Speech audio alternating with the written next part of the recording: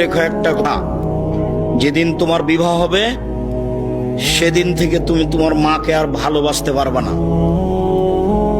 যেদিন বউ বাড়িতে আসবে সেদিনই তোমার মাকে আর তুমি ভালোবাসতে পারবে না। পরিস্থিতি তোমার উল্টে যাবে।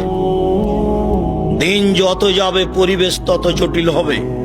এক সময়ে মনে হবে এই মাটির উপরে সবচেয়ে বড় শত্রু আমার মা।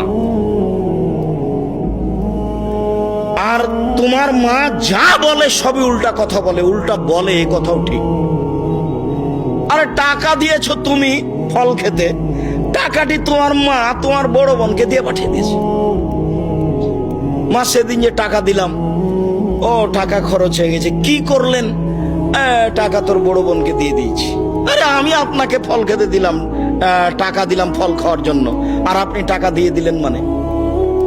অবাক। আপনার ছেলে আর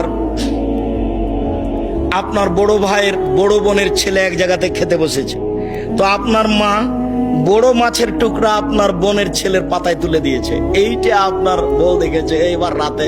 হ্যাঁ, তোমার মা এরকম, তোমার মা তোমার বোনের ছেলেকে ভালোবাসে।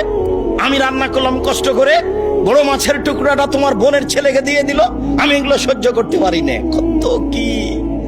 আপনি সন্ধ্যায় এসে দেখছেন আপনার মা বিছানে পেশাব করেছে, উঠতে পারে না, বিছান গন্ধ করছে। আপনি বলছেন, হ্যাঁ তুমি আমার মায়ের বিছানা পরিষ্কার করনি, আমার মায়ের চাদরটা ধুয়ে দাওনি। তখন আপনার বউ বলছে, তোমার মাকে তুমি দেখো, তোমার মায়ের বিছানা তুমি পরিষ্কার করো।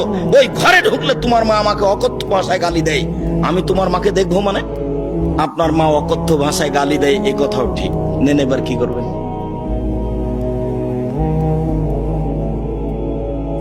এত কিছু করার পরেও মা যে ঘরে থাকে সে ঘরে তুমি জোরে হাঁটতে পাবা না। আমি বলিনি, আল্লাহ বলেছে।